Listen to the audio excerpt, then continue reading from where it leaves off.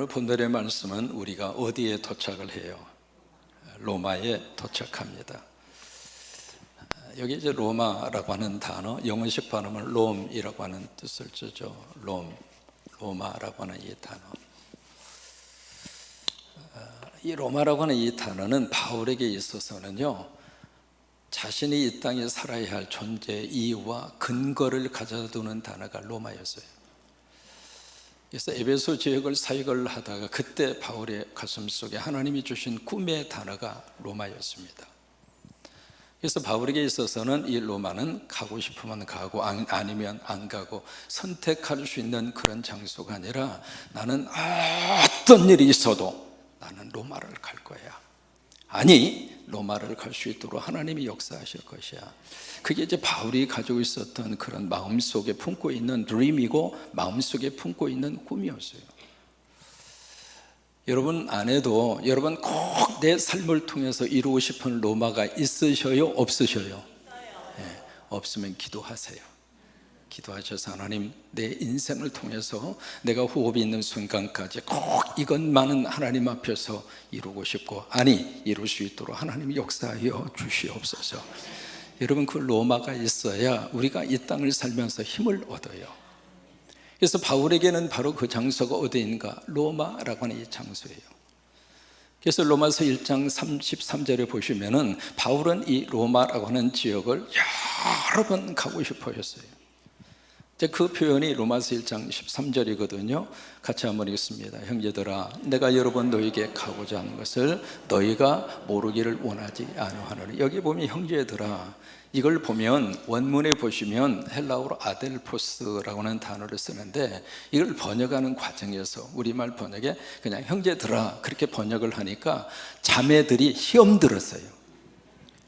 근데 원래 이 아델포스라고 하는 헬라어라고 이 형제로 번역하는 이 단어는요, 형제만 지칭하는 것이 아니라 빌리버스, 예수를 믿는 모든 성도들을 아델포스라고 한 거예요. 그러니까 그 뉘앙스를 살려서 번역을 하자면 형제들과 자매들아. 영어 번역이 옳습니다. Brothers and sisters, 그렇게 번역해야 옳아요.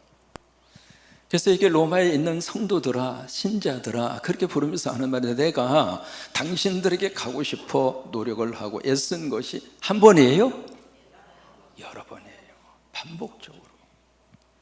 이게 바울은 로마라고 하는 이 도시 그 자체를 그저 한 번 스쳐 지나가는 장소로 생각한 것이 아니라, 내가 어떤 일이 있어도 하나님, 나 로마로 데려가 주세요. 아니, 하나님, 나 로마에 갈 수 있도록 하나님 역사해 주세요. 그 꿈이 바울의 마음속에 심장이 뛰는 것처럼 그 마음속에 꿈으로 간직한 단어가 로마라고 하는 단어예요. 그래서 여러분, 내가 당신들에게 가고 싶어 했지만은, 그런데 그것을 모르기를 원치 아니하노니. 왜냐하면 이는 로마에 가고 싶어하는, 로마를 꼭 가고 싶어하는 사도 바울의 그 꿈은 왜 그 꿈을 꾸게 됐는가? 왜냐하면 너희 중에서도, 너희가 누구예요? 로마에 있는 성도들이에요. 너희 중에서도 다른 이방인 중에서와 같이 그 다음에 뭘 맺게 하려 함이라, 열매를 맺게 하람이라. 바울을 통해서 거기에 빌립보라고 하는 지역, 그리고 에베소라고 하는 지역, 그리고 바다 건너 고린도라고 하는 지역, 그 지역마다 바울을 통해서 하나님의 놀라운 복음의 역사와 열매를 누가 맺으셨는가? 하나님이 맺게 하셨어요. 가는 곳마다 십자가 세웠고요, 가는 곳마다 성령이 거룩한 역사가 나타났고, 가는 곳마다 예수 믿는 성도들이 은혜 가운데 구름대처럼 몰려들었어요. 그래서 그런 이방인 지역에서 이 열매를 맺는 것처럼 로마 지역에 있는 당신들을 통해서도 내가 지금 이 열매를 맺고 싶다. 그런데 지금까지 길이 막혔어요. 여러분, 가던 길이 막힌 것은 끝나는 지점이 아닙니다. 길이 막혔다고 하는 것은 또 다른 하나님의 계획이 있습니다. 아멘이십니까? 내가 계획한 것이 이루어지지 않았다 하더라도, 내가 생각한 것이 그대로 지금 내 삶 속에서 스케줄대로 되어져 있지 않다 하더라도, 그것이 내 삶의 끝지점이 아닙니다. 하나님의 계획하심이 있습니다. 하나님의 스케줄이 있습니다. 하나님의 타이밍이 있습니다. 하나님의 타이밍이 되면 하나님이 길을 열으십니다. 그러니까 그 길을 열기 위해서 하나님께서 지금 프로세스 과정 속에 있다고 하는 거예요. 그만큼 바울은 로마라고 하는 이 지역을 가슴속에 깊이 담고 그것을 꿈으로 생각하고 안전하서나 로마, 그게 사도 바울의 꿈이었어요. 로마서 15장 13절에 보시면은요, 우리가 믿는 하나님이 어떤 하나님인가 성경이 우리에게 증언을 해주고 있습니다. 같이 고백하십니다. 어떤 하나님? 크게 고백하십니다. 어떤 하나님? 믿음으로 고백합시다. 어떤 하나님? 소망의 하나님. 우리가 믿는 하나님은 소망의 하나님이에요. 우리가 믿는 하나님은 우리에게 꿈을 주십니다. 우리가 믿는 하나님은 우리에게 새로운 비전을 허락하십니다. 그래서 우리를 새롭게 하시는 거예요. 그러니까 소망의 하나님, 소망의 하나님이 바로 여러분들의 아버지가 되십니다. 믿으시면 손 들고 아멘. 그게 아멘. 그 하나님 우리 아버지가 되신다 이 말이에요. 그러면 그 하나님 믿으면서 여러분 꿈이 있어요, 없어요? 없다면 기도하세요. 소망의 하나님이 그 다음에 모든 기쁨과 평강을 믿음 안에서 너에게 어떻게 하사? 여러분, 충만이라고 하는 것은 어느 정도 꽉 차 있는 상태가 아닙니다. 꽉 채워져서 오버플로링, 완전히 넘치는 게 충만해요. 그래서 충만은 내가 충만해요 말할 필요가 없습니다. 왜? 가만히 있어도 그게 옆 사람에게 전염되게 되어 있어요. 왜? 이게 넘치고 넘쳐서 옆으로 흘러가게 되어져 있습니다. 그러면 소망의 하나님이 우리에게 무엇을 넘치게 하기를 원하시는가? 첫째로 뭐예요? 기쁨이에요. 기쁨이요. 여러분, 아버지 안에서 웃고 사세요. 아버지 안에서 행복하게 살세요. 그럼 이런 설교 들을 때마다 마음속에 목사님, 내가 지금 웃을 일이 뭐가 있다고 나보고 웃으라고 하십니까? 그렇게 말씀을 하시는데 보실까요? 지금 여러분들이 가지고 있는 기도 제목하고 제가 가지고 있는 기도 제목하고 누가 많아요?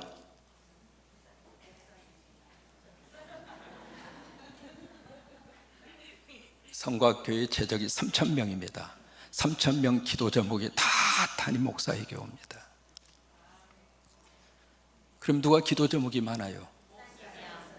그러면 여러분이 행복할 수 있는 가능성이 많아요? 제가 더 짊어지고 있는 짐이 많아요? 그러면 항상 제가 인상 쓰고 있어야 되잖아요. 근데 저는 그렇게 안 하기로 작정했어요. 왜? 하나님께서 기뻐하라고 하시니까. 그러니까 소망의 하나님이 우리에게 뭘 충만하게 하시기를 원하는가? 기쁨을 충만하게 하기를 원하신다고 하는 거예요. 기쁨뿐만이 아니라 그 다음에 우리에게 뭘 충만하게 하시기를 원하는가? 평강입니다. 샬롬이죠. 땅이 주는 평화가 아닙니다. 하나님이 주시는 평화예요. 근데 그것을 어디에서 우리에게 채워주시기를 원하는가? 믿음 안에서. 아버지를 믿으면 아버지가 우리 안에 기쁨도 주시고 우리 안에 평강도 주시고, 그러면서 성령의 능력으로 소망이 어떻게 하기를 원해요? 넘치기를 원하신다 그 말이에요. 이 로마는 바울에게 있어서는요, 꿈도 꿀 수 없을 정도의 꿈의 장소가 로마예요. 에베소 지역에서 꿈을 꾸었죠. 근데 그 다음에 바로 예루살렘에 방문해서 예루살렘에서 체포당했어요.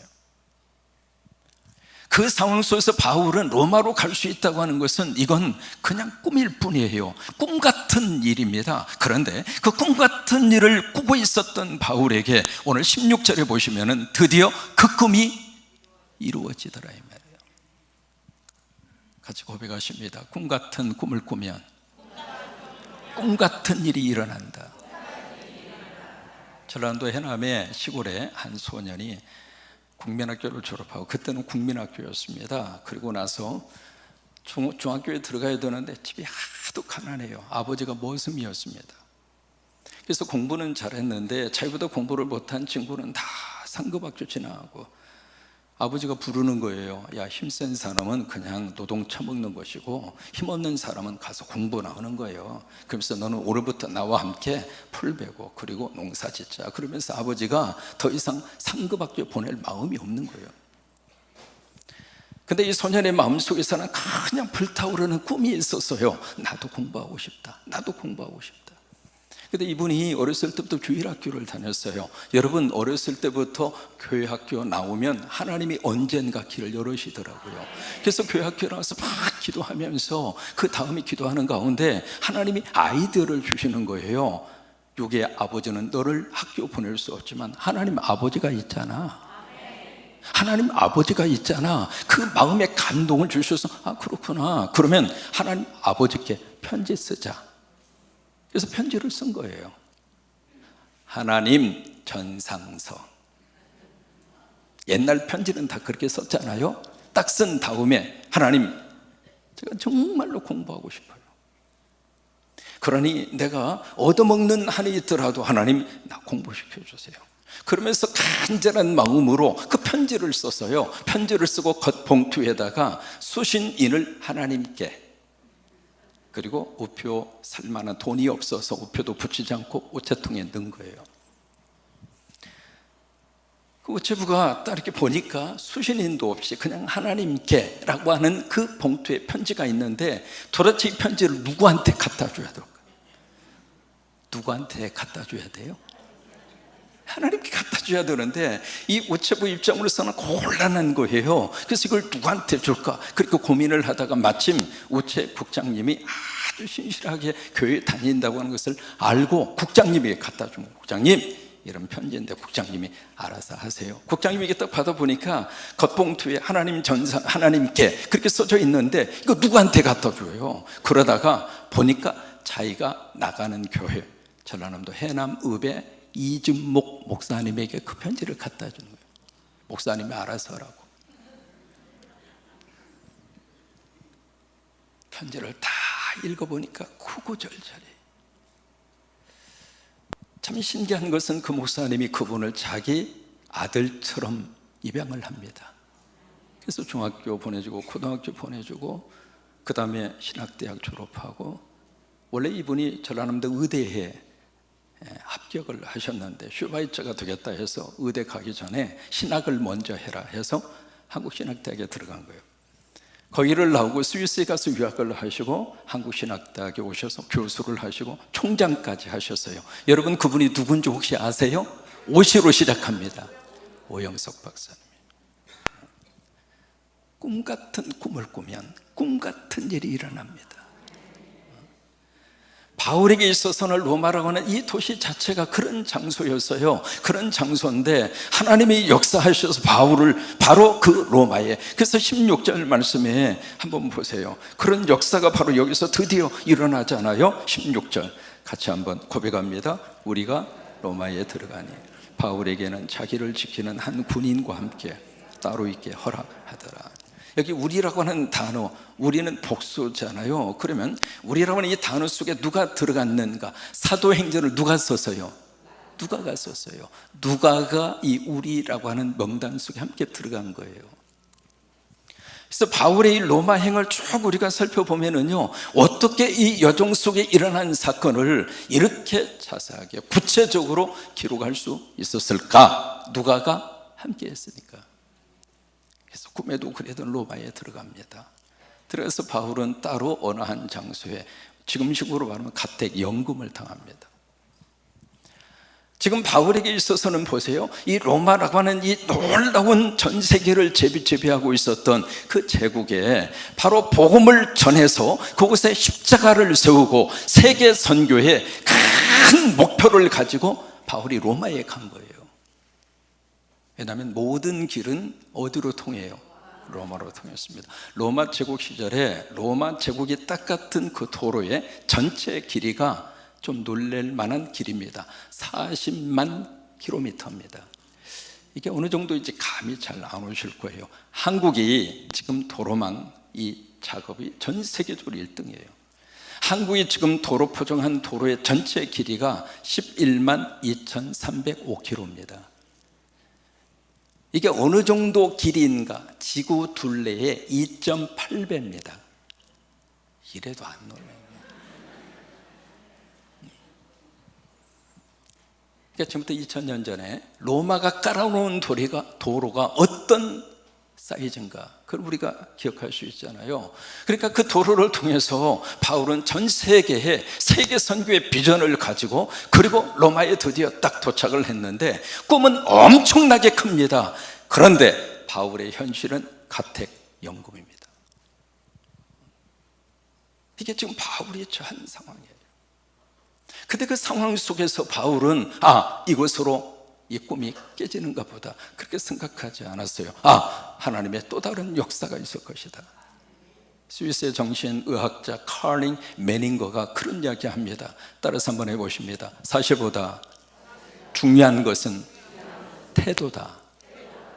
바울에게 있어서는 같은 연금이 사실이에요. 철저하게 제한을 받고 있습니다. 군인이 붙었잖아요. 이 군인은 같이 수갑을 채워놓고 다니는 사람이에요.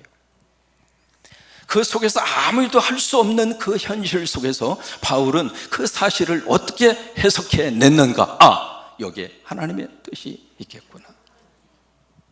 사실은 없어지지 않아요. 사실은 아무리 부정한다 할지라도 사실이 뒤집어지지 않아요. 그런데 그 사실을 내가 어떻게 바라보고 어떤 태도로 대하느냐, 그것은 내 몫이에요. 그래서 그 다음에 바울이 뭘 했는가? 17절부터 쭉 보시면 19절까지 이 내용이 무슨 내용이냐면 사도행전 21장에서 26장까지 있었던 사건을 압축한 거예요. 압축합니다. 이제 그 내용을 같이 한번 읽겠습니다. 17절에서 19절까지예요. 21장부터 26장까지 무슨 일이 있었는가 같이 한번 읽습니다. 사흘 후에 바울이 유대인 중 높은 사람들을 청하여 그들이 모인 후에 이르되, 여러분 형제들아, 내가 이스라엘 백성이나 우리 조상의 관습을 배척한 일이 없는데 예루살렘에서 로마의 손에 죄수로 내준 바 되었으니 로마인은 나를 신문하여 죽일 죄목이 없으므로 석방하려 하였으나 유대인들이 반대하기로 내가 마지 못하여 가이사에게 상소함이요 내 민족을 고발하려는 것이 아니더라. 이것이 바로 뭐냐면 내가 이것 때문에 지금 죄수가 돼서 로마까지 왔습니다, 그 말이에요. 그 바울은 그것은 왜 이 말을 그 로마에 살고 있는 유대인 가운데 고위층에 있는 사람들에게 왜 이 말을 먼저 지금 던지고 있을까? 나에 대해서 오해하지 말라, 그 말이에요. 나에 대해서 다른 생각 품지 말아라. 내가 로마 시민권자로서 우리 동족 유대인들을 고발하기 위해서 로마에 온 것은 아니다. 이제 그들이 오해할 수 있는 그 여지를 해소를 시켜주는 거예요. 그러면서 20절 말씀에 본인이 지금 추구하는 바가 뭔가, 내가 왜 이 죄수의 신분으로 여기까지 왔는가, 거기에 대한 이유와 그 목적을 20절에서 그렇게 설명을 합니다.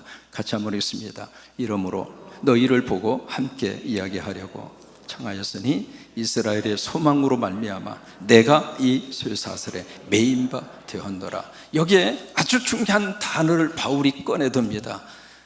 이스라엘의 뭐라고 그러죠? 이스라엘의 소망이다, 이 말이에요. 소망. 내가 이것 때문에 지금 죄수가 돼서 로마까지 왔다. 그러면 지금 이 말을 듣고 있는 사람들이 누구냐면 유대인들입니다. 이 유대인들은 이스라엘의 소망하면 알아들어요. 지금까지 역사를 통해서 수없이 많은 역사, 이게 이제 구약의 역사잖아요. 그 역사를 통해서 이스라엘의 역사가 수없이 많은 질곡 그리고 노풍에, 그런 역사의 굴곡을 이스라엘 백성들이 살아왔는데 아수르에게 침략을 당하고 바벨론에게 먹히기도 하고 바사에 의해서 먹히기도 하고 때로는 이쪽에 있는 애굽이 치고 들어와서 이스라엘을 괴롭히기도 하고, 그 많은 역사의 고통과 그 어려움 속에서 그들이 희망으로 품고 있었던 것이 이스라엘의 소망이에요. 이스라엘의 소망. 그러면 그들이 이스라엘의 소망으로 가지고 있는 것이 구체적으로 무엇일까? 몇 자로 시작하는 세 단어가 있어요. 바로 뭐냐면 메시아. 역사의 아픔 속에서도 하나님이 보내시는 메시아가 오면 우리는 이 역사 속에서 우리는 자유를 얻을 것이다. 고통의 삶의 이 순간에도 하나님이 허락하시는 메시아가 오면 우리는 이 속박으로부터 해방을 받을 것이다. 그러니까 이스라엘의 소망이라고 하는 것은 유대인들에게 있어서는 생명과 같은 단어가 이스라엘의 소망이에요. 내가 그것 때문에 여기 왔다 이거예요. 메시아 때문에. 그러고 나니까 그 다음에 이 사람들이 무슨 반응을 보이냐면, 오케이, 알았다. 당신에 대해서 내가 지금까지 들은 바가 없으니까 그러면 당신이 알고 있는 그 사상, 당신의 그 이야기에 대해서 다음에 좀 더 이야기합시다. 그러면서 23절로 이어져요. 23절 같이 한번 읽습니다. 23절, 그들이 날짜를 정하고 그가 유숙하는 집에 많이 오니 바울이 아침부터 저녁까지 강론하여 하나님의 나라를 증언하고 모세의 율법과 선지자의 말을 가지고 예수에 대하여 권하더라. 자, 여기에 뭐에 대해서 권해요? 예수에 대해서 권하더라. 그러면 이스라엘의 소망이 바로 무엇인가? 여기 바울은 누구라고 제시하고 있어요? 예수라고 하는 겁니다. 예수가 이스라엘의 소망이다. 이스라엘 백성들이 그렇게 기다리는 메시아는 예수다 그예요. 예수가 바로 메시아다.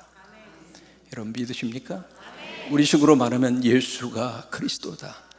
예수가 내 죄 문제를 해결하고, 예수가 나를 부활케 하시고, 예수가 우리 가정을 살려내고, 예수가 이 나라의 희망이 되고, 예수가 우리의 희망이 되시는 그 메시아는 바로 예수다.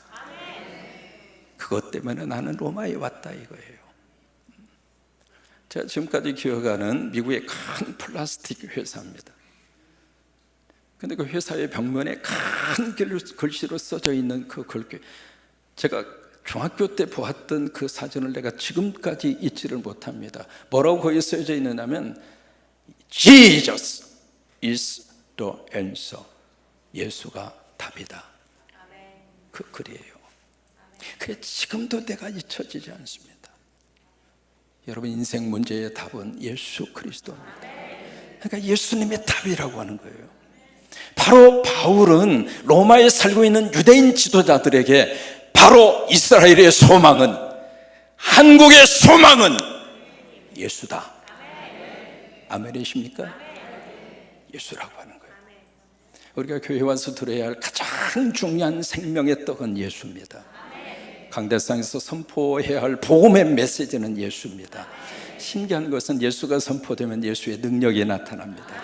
병마가 떠나가고, 악한 영이 떠나가고, 더러운 영들이 떠나가고, 다시 한번 살만 나게 하시고, 아멘 하면서 이 복이 임할 줄로 믿습니다.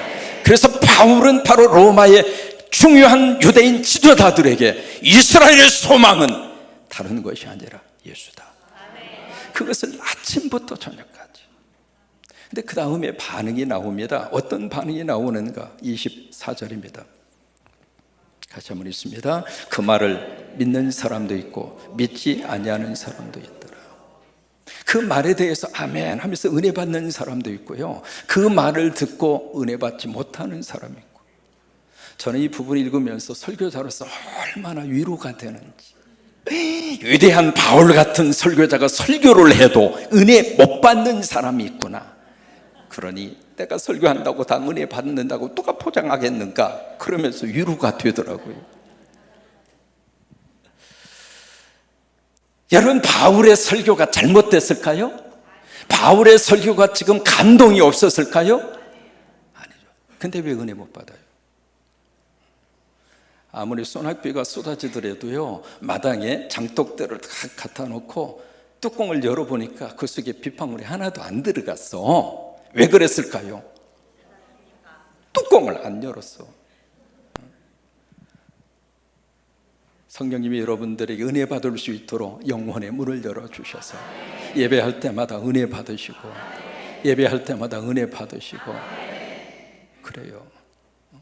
그러니까 은혜 받지 못하는 사람들이 여기에 등장을 해요. 그러니까 바울이 여기 이사야 6장의 말씀을 그들에게 인용합니다. 그래, 이사야가 이미 말씀을 하셨다. 눈이 있어도 보지 못하고 귀가 있어도 듣지 못하는 것은 너희의 마음이 완악하기 때문이다. 그러니까 마음속이 완악하면 하나님의 말씀이 내 속에 안 들리는 거예요. 그래서 성령님이 우리에게 오셔서 성령이 우리의 마음을 확 열어주셔서, 하나님 오늘도 예배 가운데 말씀 가운데 꼭 은혜 받게 하셔서, 따라서 하세요. 예배 때마다 열받지 말고 은혜 받읍시다. 아멘입니까? 은혜 받아요. 은혜 받아요. 은혜를 사모하면 하나님이 은혜를 쏟아부어 주셔.